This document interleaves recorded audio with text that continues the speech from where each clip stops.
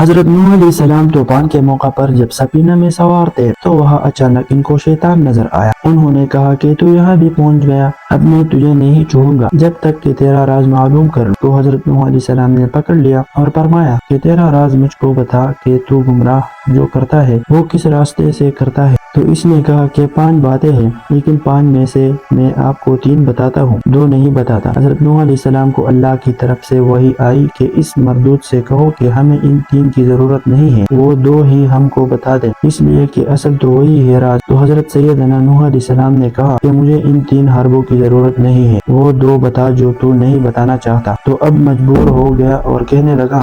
کہ وہ 2 باتیں جس سے میں لوگوں کو گمراہ کرتا ہوں اور آپ کو بتانا نہیں چاہتا تھا، وہ آپ سن لیجئے، ایک حسد اور ایک حرص۔ پھر شیطان کہنے لگا کہ حسد سے میں گرا اور حرص سے حضرت آدم گر گئے، اس لیے کہ جب اللہ تعالیٰ نے حضرت آدم علیہ السلام کو بنایا اور ان کو علم عطا فرمایا اور ان کی شان و شوکت کو فرشتوں کے سامنے ظاہر فرمایا تو اللہ تعالیٰ نے فرمایا کہ آدم علیہ السلام کو سجدہ کرو، تو فرشتے تو سجدے میں گر گئے۔ ابلیس کو تکبر نے روکا، تکبر کے بعد حسد پیدا ہوا، حسد اس لیے پیدا ہوا کہ ان کی وجہ سے میں اللہ کی نگاہ میں گر گیا ہوں، اب کسی نہ کسی طرح ان کو بھی گرانا ہے، یہ ہے حسد۔ جب کسی کے پاس کوئی کمال دیکھیے، جب کسی کے پاس حسن و جمال دیکھیے، جب کسی کا عطا و نوال دیکھیے، جب کسی کے اندر بڑائی دیکھیے، جب کسی کے اندر علم دیکھیے، جب کسی کے اندر مال و دولت کی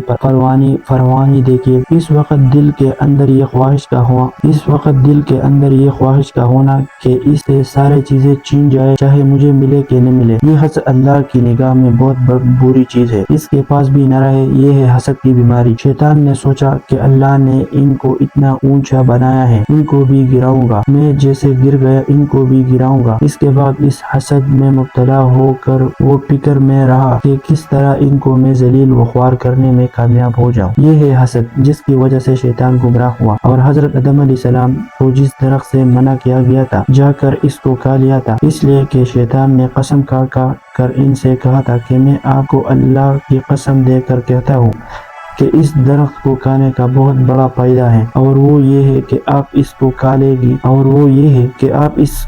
لے گی تو کبھی نہیں مرے گی، ہمیشہ زندہ رہے گی۔ انہوں نے کہا کہ بہت اچھا، کھا لے گی تو حرص میں آ کر کھا گی۔ اس کو شیطان نے کہا کہ حسد نے مجھے تباہ کیا اور حرص بیماری نے حضرت آدم علیہ السلام کو گرا کر رکھ دیا۔ تو برائے مہربانی ان حضرت حسد اور حرص سے دور رہے، اور اگر آپ لوگوں کو ہمارا یہ ویڈیو اچھی لگی تو پلیز چینل کو سبسکرائب کریں اور ویڈیو کو لائک کریں۔